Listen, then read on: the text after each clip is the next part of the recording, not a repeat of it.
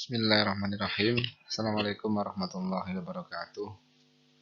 Em, Pada mahasiswa yang mengambil mata kuliah Sistem Informasi Geografis untuk kelas teori, pada pertemuan kali ini kita akan membahas tentang CPMK yang kedua yang terkait presentasi dan model data spasial serta mencari sumber-sumber data spasial.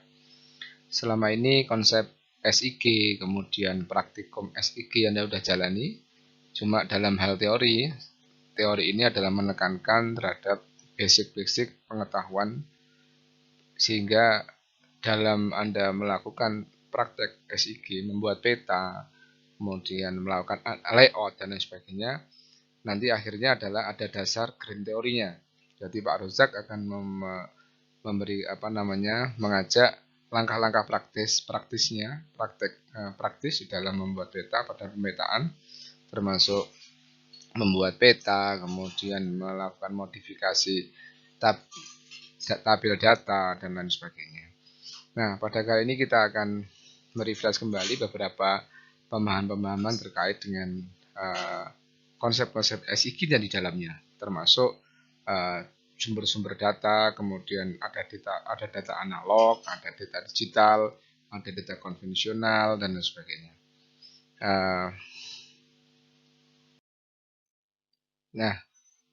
Selanjutnya kita mengulang kembali, merefresh kembali apa yang Anda lakukan hampir satu mid semester ya, hampir 7 pertemuan, itu bahkan 6 sampai 7 pertemuan, yaitu mengenal kembali pertama adalah jenis peta. Jenis peta ada dua, ada peta analog dan peta digital. Peta analog itu peta cetakan yang dibuat dalam kartografi, terus sudah memiliki referensi spasial seperti koordinat, skala, arah, mata angin, dan lain sebagainya. Disebut juga peta konvensional. Dan peta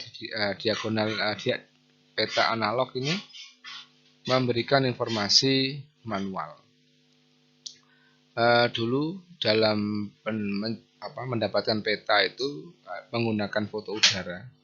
2008-2025 itu foto udara, dan itu sangat mahal, dan sekarang lebih enak kalau ada satelit, Anda bisa menggunakan Google Earth, bahkan menggunakan QGIS, Anda bisa mendapatkan peta itu. Berikutnya adalah peta digital, peta yang dibuat dengan melakukan digitasi, misalnya alat digitizer. Dan peta digital ini memberikan informasi.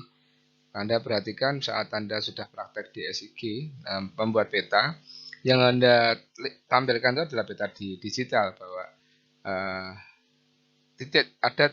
ada informasi di dalam peta itu, tidak hanya bentuk peta, kemudian gambar merah, kuning, hijau, tidak, tapi ada peta digital yang dimana ada informasi di dalamnya, apakah itu jumlah penyakit, mortality rate, morbidity rate, dan sebagainya. Nah, apa sih bedanya peta konvensional dan peta SIG?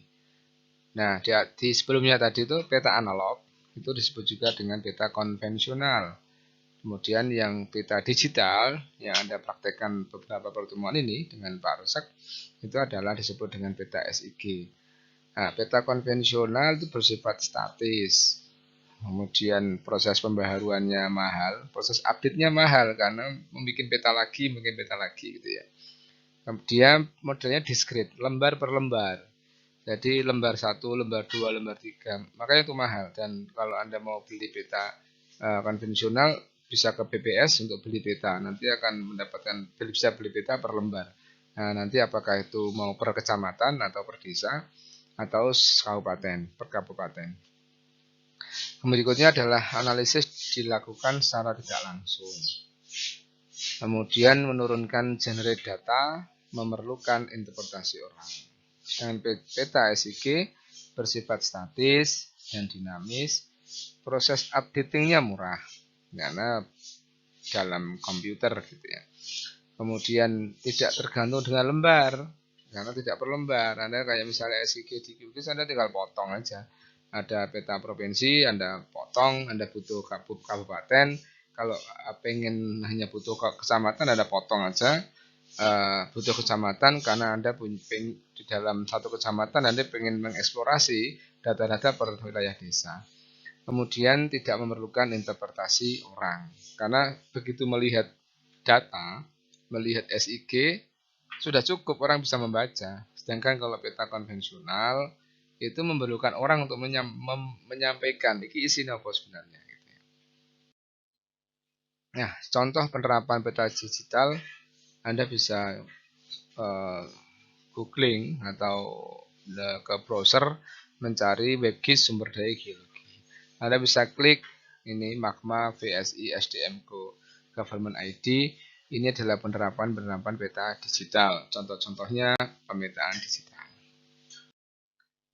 Nah, berikutnya adalah masuk ke materi modul tentang representasi data adalah representasi data spasial. Apa sih proses pemetaan yang kemudian ada interpretasinya? Dalam gambar ini, yang Anda lakukan dalam SIG adalah Anda kan pengen menggambarkan simulasi keadaan asli dunia. Maka dari real world, isinya ada ke fenomena geografik, kemudian masuk ke dalam komputer, di dalamnya ada application computing, dan Anda memvisualisasikan fenomena real world-nya tadi di dalam simulation world. Maka yang Anda tampilkan kan bentuknya adalah simulation world gitu ya. Dunia simulasi yang ada di SIG. Nah, representasi real world menjadi format data raster dan data vektor. Ini materi modul yang sebelumnya ada perbedaan data raster dan data vektor gitu ya. Real world itu terbagi dengan data vektor dan data raster. Kemarin ada pertanyaan data vektor itu contohnya apa saja. Data raster itu seperti apa. Sehingga Anda bisa membedakan, oh ini data vektor, ini data raster. Gitu ya. Nah, model penyajian data vektor itu adalah titik, garis, dan area. Ada point, polygon, area. Data raster adalah bentuknya pixel. Kalau Anda buka Google Earth, itu lebih banyak ke data raster, bukan vektor. Seperti kalau Anda buka Google Map, kemudian Anda buka rasternya, bukan yang hanya kalau Anda membuka aplikasi seperti ojol ya, ojek online, itu kan bentuknya hanya garis-garis saja, garis jalan, garis ini nampaknya vektor. Tapi kalau Anda buka Google Map dan menghidupkan rasternya, maka akan muncul gambaran raster, kemudian kelihatan atap rumahnya dari atas. Anda bisa coba itu. Semakin besar pixelnya akan semakin jelas, tapi dibatasi karena kita menggunakan yang free ya, kecuali yang Google Earth atau Google Map yang tidak free seperti miliknya institusi, maka itu tidak, karena dia berbayar, tidak free, maka dia bisa melihat lebih detail lagi, kedetailannya lebih jelas gitu. Contoh penerapan peta digital pada tuberkulosis. Pada penelitian kami, saya bersama dengan rekan hibah dengan hibah penelitian dari Kementerian Kesehatan, itu membuat semacam sistem informasi pengambilan keputusan untuk tuberkulosis. Maka penerapan peta digital pada tuberkulosis pada penelitian riset kami ini seperti ini. Jadi peta Sukoharjo, kemudian di dalamnya ada desa-desa dan kecamatan, kemudian nanti per kecamatan akan muncul ada data poinnya. Data poin itu adalah kayak ini, sebelah kanan itu ada warna yang pasien dalam pengobatan, pasien yang meninggal, pasien yang drop out, yang tidak diketahui. Sedangkan kalau dihidupkan, digeser nanti pointernya digeser satu toolnya untuk melihat rasternya, nanti kan kelihatan rumahnya mana orangnya ini. Yang masih pengobatan, ini orangnya mana ini orangnya, rumahnya mana kira-kira, bener nggak titiknya. Nah, ini contoh penerapan peta digital pada tuberkulosis yang riset kami. Dan insya Allah sebentar lagi ini ada hak cipta, jadi hak cipta saya bersama rekan ini diciptakan, yaitu sistem informasi pengambilan keputusan tuberkulosis berbasis desa. Nah, sumber-sumber data spasial. Ada beberapa sumber. Yang satu adalah peta analog, dua sumbernya produk penginderaan jarak jauh yang dari atas itu, yang dari pesawat itu. Tapi ini mahal. Kemudian produk pengukuran lapangan itu kebetulan, dan produk data GPS. Yang Anda lakukan di dalam laboratorium itu biasanya data cetak, kemudian Anda lakukan digitalisasi. Tapi kemudian sekarang ke updating suatu software itu tidak perlu digit, tapi cukup sudah ada petanya, sudah ada peta analog yang dalam bentuk file, kemudian dipotong-potong. Anda bisa melakukan resolve itu, kemudian hanya mengambil yang penting. Kemudian produk data GPS jika mengambil titik GPS satu persatu. Nah, di materi sebelum ini itu saya lampirkan video tutorial bagaimana penggunaan GPS esensial dengan menggunakan handphone. Kita tahu semua bahwa di HP kita masing-masing itu ditanam GPS, hingga titik di mana kita berada dan lain sebagainya itu ya hampir sepadan, hampir persis, presisinya hampir, namun ya berbeda ya. Presisinya hampir berbeda ya. Kira-kira kalau lompat ya 10 meteran. Tapi kira-kira saat kita mencoba HP kita masing-masing mencari orangnya, itu kira-kira ya sekitar 10 meter melesatnya dan sebagainya. Nggak jauh-jauh amat. Berikutnya adalah 3 komponen penting SIG terkait datanya. Yang pertama, akurasi datanya, kualitas datanya, dan errornya. Jadi accurate, quality, dan errornya. Akurasi datanya itu dilihat dari akurasi posisi dan akurasi atributnya. Ya, atribut itu dalam field-fieldnya, akurasinya bagaimana, angka-angkanya betul enggak. Kemudian yang kedua adalah kualitas data terkait kualitas sumber datanya. Anda punya data peta, kemudian fieldnya itu sumbernya dari mana? Sumber data primer atau sekunder. Nah, terkait dengan sumber datanya ini penting sekali. Gitu ya. Yang ketiga, komponen penting sistem informasi geografis, ada 2 kesalahan penting, kesalahan sumber dan kesalahan operasional. Kalau sumber ya terkait sumber dan datanya, gitu. Sumbernya dari mana data itu. Kalau peta kita bisa ngambil dari BMKG dan lain sebagainya. Namun data itu kita ambil dari mana? Dari dinas, Puskesmas, atau real data collection mandiri yang Anda lakukan. Kemudian kelas kesalahan operasional adalah jumlah kesalahan yang dihasilkan melalui data dan manipulasi fungsi dari sistem informasi geografis. Jadi kesalahan operasional itu salah dalam pengoperasionalnya. Jadi tadi sumbernya, tapi ini enggak, sumbernya betul tapi salah dalam misalnya memasukkan file, menamakan file, kemudian memberikan kategori. Ini juga kesalahan dalam error yang terjadi terkait dengan SIG, relasinya terhadap data. Nah, saya akan menjelaskan sebentar tentang kemungkinan kesalahan operasional. Yang pertama adalah mislabel pada peta tematik. Ingat, label itu penting, jangan sampai terjadi mislabel. Yang berikutnya adalah misplacement dari horizontal dan posisional batas. Jangan keliru, misplacement itu keliru tempat batas-batasnya. Human error dalam melakukan digitasi kalau Anda melakukan digitasi. Kalau ini terjadi dalam digitasi, maka petanya tidak akan persis sama. Batas-batasnya tidak akan sama, batas kabupaten maupun kecamatan. Kemudian yang keempat adalah kesalahan klasifikasi. Pengklasifikasi yang tadi sudah saya sampaikan.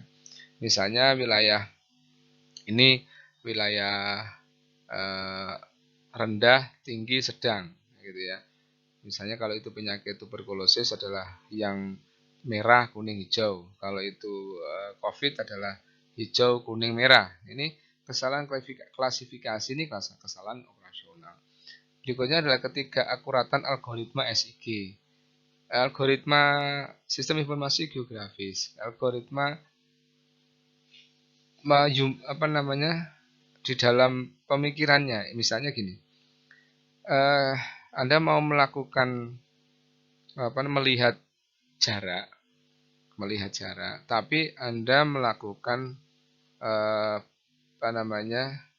buffering gitu ya. Buffering tapi melihat jarak, enggak gitu. Kalau algoritmanya, kalau Anda mau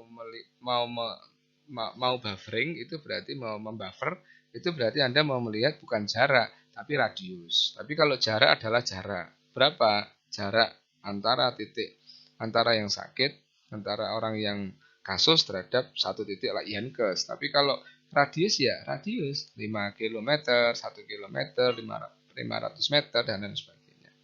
Kemungkinan kesalahan operasional yang terakhir adalah human bias. Human bias sangat penting. Ini adalah orangnya. Kalau orangnya keliru, akhirnya algoritmanya keliru, klasifikasinya akan keliru. Dan saat akan melakukan digitasi, human error. Jadi human bias ini penting ya, bias orangnya. Selain itu, perubahan kualitas data mungkin terjadi saat pengumpulan data, saat digitasi, saat pembuatan dokumentasi, selama penyimpanan dan pengarsipan, selama analisis dan manipulasi, saat penampilan visualisasi, melalui penggunaan dan penempatan. Jadi, saat pengumpulan kalau nggak tepat bisa bermasalah. Kualitasnya jelek, juga saat digitasi, penyimpanan, saat selama manipulasi, analisis, saat penampilan, visualisasi. Kemudian perubahan kualitas data mungkin terjadi juga pada saat melalui penggunaan dan penempatannya.